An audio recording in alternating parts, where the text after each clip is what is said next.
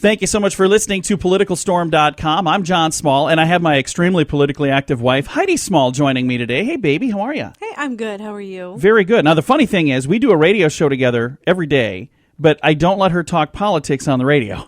So she's kind of excited because now she actually gets to talk politics here on politicalstorm.com, but you're still going to behave, right? I'll try. Okay, very good. Well, yesterday was Super Tuesday, and I've got the results of Super Tuesday in front of me. In Alabama, Donald Trump, we'll start on the Republican side, got 43%. Now, the next highest on the list is Ted Cruz at 21%, so double the numbers. Alaska, Ted Cruz actually won. He got 36% of the vote, but Donald Trump was right behind him at 34%. As we look at Arkansas, Donald Trump got 33% to be the leader there. Georgia, 39% to be the leader there for Donald Trump. Massachusetts, almost half of the voters voted for him at 49% for Donald Trump. In Minnesota, the only state that Marco Rubio won yesterday, he got 37% of the vote. Behind him at 29% was Ted Cruz. Behind him at 21% was Donald Trump. Does that surprise you? We live close to Minnesota. Are you shocked that it was Rubio, Cruz, Trump, or is that kind of what you were thinking? Not at all. That totally makes sense for that area. And that also is a state that went to Bernie Sanders when we get to the Democrats, so we'll tell you about that here in a bit. Oklahoma is the next on the list of Super Tuesday results, and 34% went to Ted Cruz, 28% to Donald Trump, so that was another Cruz victory, one of his three. Tennessee, again, another Donald Trump at 39%. Texas, Ted Cruz' home state, guess who won that? Who's that? Ted Cruz. That's his home state, so he won that 44%. Donald Trump came in second place in Texas. And here's the thing that's interesting. In every state, almost every state, Donald Trump was either first place or second place. The only state that he was in third was Minnesota. Minnesota's a very liberal state. We have friends that live there. My wife said, no way would I ever move there, so that's not going to happen. No way. We've got two more states to talk about for the Republicans on Super Tuesday. Vermont, Donald Trump, 33%. The next closest was 30%. John Kasich, that was the state that he did the best in, and he still was not the victor there. And then Virginia, 35% for Donald Trump. And again, the second place there, Marco Rubio at 32%. I'm expecting today to hear from Kasich or Carson. Neither one of them won a single state yesterday. They've never won a single state anywhere yet. As we look at the overall results, right now, 316 delegates have been won for Donald Trump. The second highest is Ted Cruz at 226, so he's almost 100 delegates below. Yeah. And then you've got Rubio at 106. You add those two together, and they're about where Trump is. I guess they're a little over where Trump is. I think it's pretty clear who the people are asking for. But on the Republican side, on the yes. Republican side, yeah. Interesting thing is, when you click over now to the Democrat side, right now Hillary has 1,001 delegates overall, and Sanders has 371 delegates overall. But that's overall delegates. Now, if you look at pledged delegates compared to superdelegates, most of the superdelegates are voting for Hillary because that's what the DNC is telling them to do. So they're saying, hey, Hillary's our girl, so we're picking her. Half of her delegates, by the way, are superdelegates, almost half. Sanders has just a few superdelegates. Most of them are saying, most of the superdelegates are going, hey, I'm being told to vote for Hillary, so that's who I'm going to vote for. So right now, she has 1,001 overall delegates. Sanders has 371. As we break that down by the states from yesterday, the states that Hillary won are Alabama, Arkansas, Georgia, Massachusetts, Tennessee, Texas, and Virginia. The states Bernie Sanders won are Colorado, Minnesota, Oklahoma, and Vermont. Now, the thing that's interesting to me is the difference between the number of votes. Like in Alabama, 78% for Hillary Clinton. Arkansas, 66%. Georgia, 71%. Massachusetts was almost a toss-up. It was 50% to 49%. Tennessee, she got 66. Texas, 66. Virginia, 64. Now let's look at the states where Bernie Sanders was the winner. Colorado, he got 59% of the vote, so not quite as big of a gap. Minnesota, he got 62% of the vote, which is a better gap. I think that might be one of the best. Oklahoma, again, almost a toss-up, 52%. And then his home state of Vermont, he got 86%, so he did really well at home. Now, the thing that's interesting, there are a lot of people who are saying that Bernie is, quote-unquote, being shafted, and they feel like Hillary is stealing the nomination. What are your thoughts on that, Heidi? Oh, I believe that that's just politics as usual for the Clintons. So I'm sure that that's what's happening, yeah. And I'm actually glad because if they're going to steal it and she's going to be their person, I don't think she'll be too hard to beat, honestly, because of all the baggage that she's got with her. There's no way. When we debate finally on those final stages with just the two final people, when they're debating, and I'm going to how pause. can anybody look at her and say, yeah, she is the upright, upstanding, honest person that we want running this country, and she'll protect our troops? Nobody in their right mind can look at that woman and say that. I'm going to say first two things. First of all, this is so weird for me to let you talk about politics because all these years I've had a muzzle on you. I wouldn't let you talk politics. Now we actually have a platform that's not on the radio, but we've got a platform to do it. So thank you, politicalstorm.com, for letting us be a part of this. But the second thing, you were saying those two. Do you think it's going to be just a Republican and a Democrat, or do you think we're going to see a third Honestly, party? What I'm wondering isn't going to happen is if Sanders gets shafted out of this and he really feels like he deserved the nomination. And not just him, but his supporters. Yeah, I think he will run as a third party. This could be a very interesting year if this happens. And if Trump gets shafted and they put Cruz in for our nominee. Or Rubio or whoever. And I really think Trump would run as third party. Then we would have four candidates. And this could be a very interesting. Well, today is the day after Super Tuesday. So if there were to be an announcement of some other person throwing their hat in the ring, I've heard the name Mitt Romney thrown around a lot. We've all heard that Bloomberg has talked about it. Today would be the day if somebody's going to make that decision, or this week would be the week, I should say, because if they want their name on the ballot this fall, they need to announce soon, and I believe this is kind of the end of the beginning. So Rand Paul said that he would be willing to come back into the race, but he had a few stipulations that needed to happen first. He's my man. He's the one that I wanted. If that happens, I will be so thrilled. But yeah, we'll have to just wait and ride this one out and see how it goes. Well, with all of our Super Tuesday results, are there any of the states that shocked you when I told you who the winners were? No. Are there any? Is that kind of where you thought they were going to be? I'll tell you the one that surprised me was Minnesota. Minnesota surprised me that they chose Rubio. Why? I don't know. I was kind of surprised by that because I know it is such a liberal state. And Rubio is pushing for immunity, and he's pushing for all sorts of things that are very liberal. He is a rhino.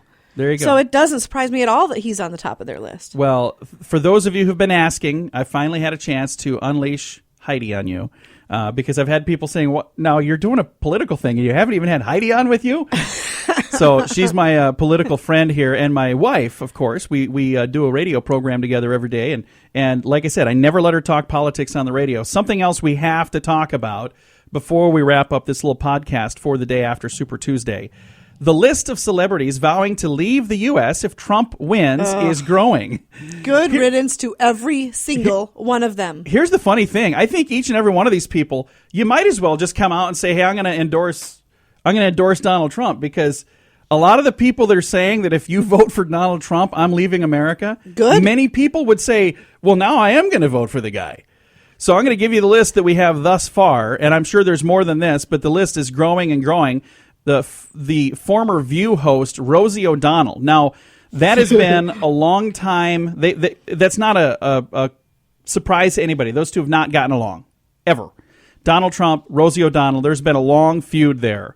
So she's saying if he becomes the president, I'm going to leave the United States. Good. Can I vote Goodbye. 4 times? Exactly. I know I'm not a Democrat, but can I still vote 4 times? No, you cannot. Can I be a super delegate?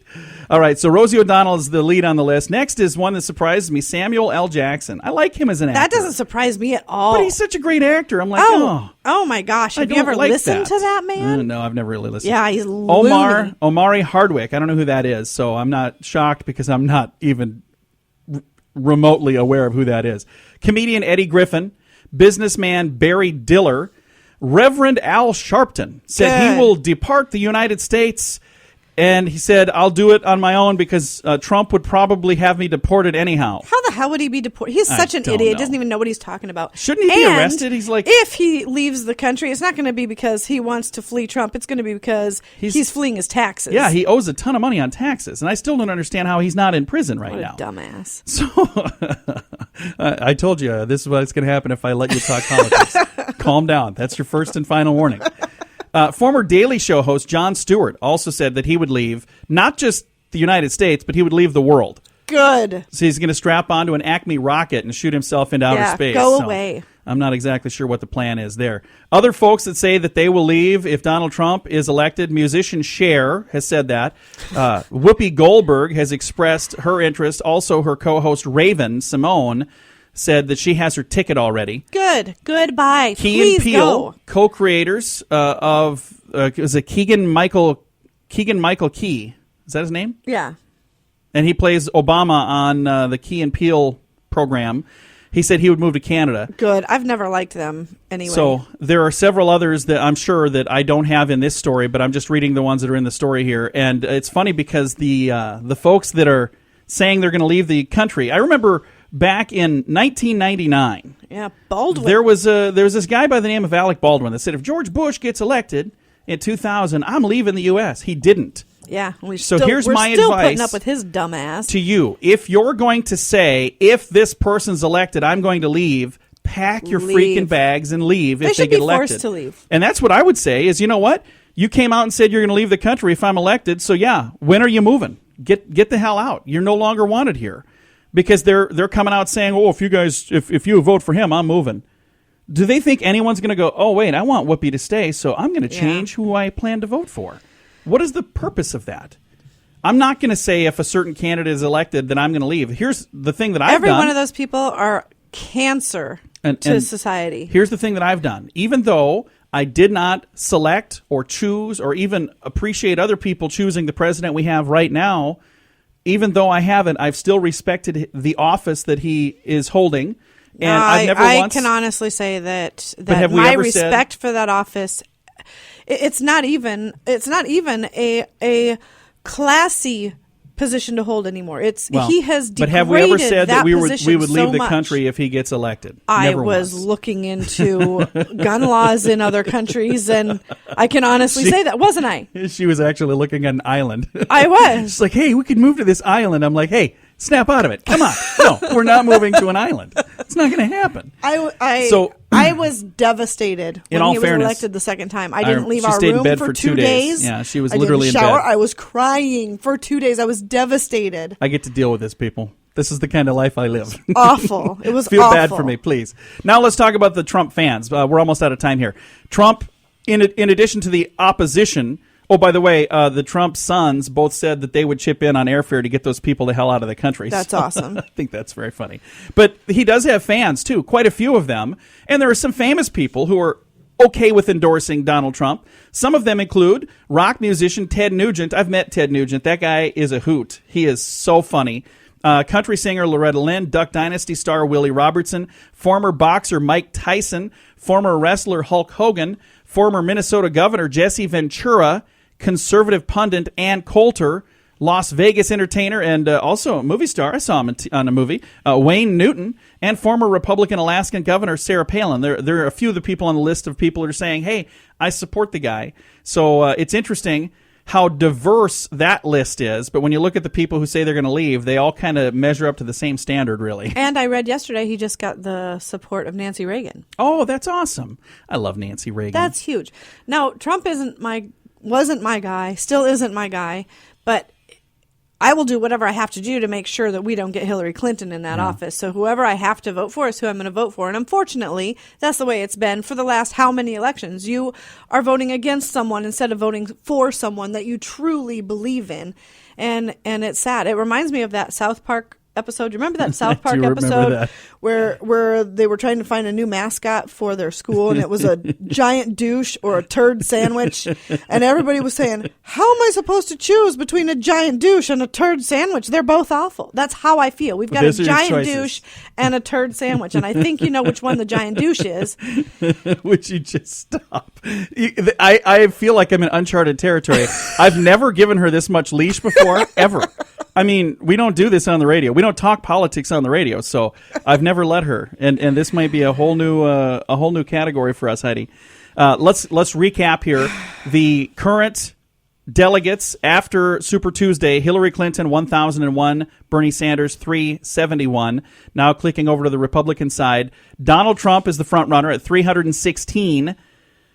Ted Cruz 226, Rubio 106, Kasich 25, and Carson 8.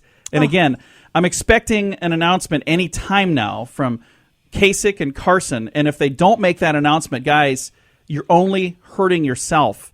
Because and I like you're making Carson. yourself See, almost. This makes me sad. I do love like Ben Carson. He's a cool guy.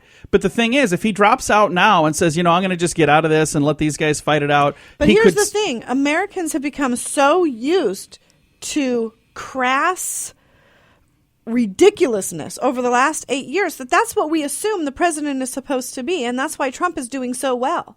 Yeah. Because he's not afraid to say what's on his mind. I mean, look at all of our previous presidents before Clinton, honestly. Yeah. They were classy. They were educated. Most of them have served our country in the military. And now we've got these people.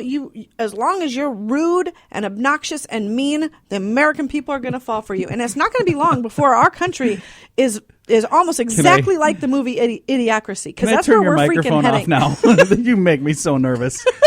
Her name is Heidi. I love her dearly. I know she has flaws, but I still love her very, very much. I have no flaws. All right. That's going to do it. We're going to wrap things up because we were all out of time. Thank you so much for listening to my first ever podcast with my wife and letting her talk about politics. And this was a terrible idea. I should have never done this. But thank you so much for listening to politicalstorm.com. I'm John Small. And I'm Heidi Small.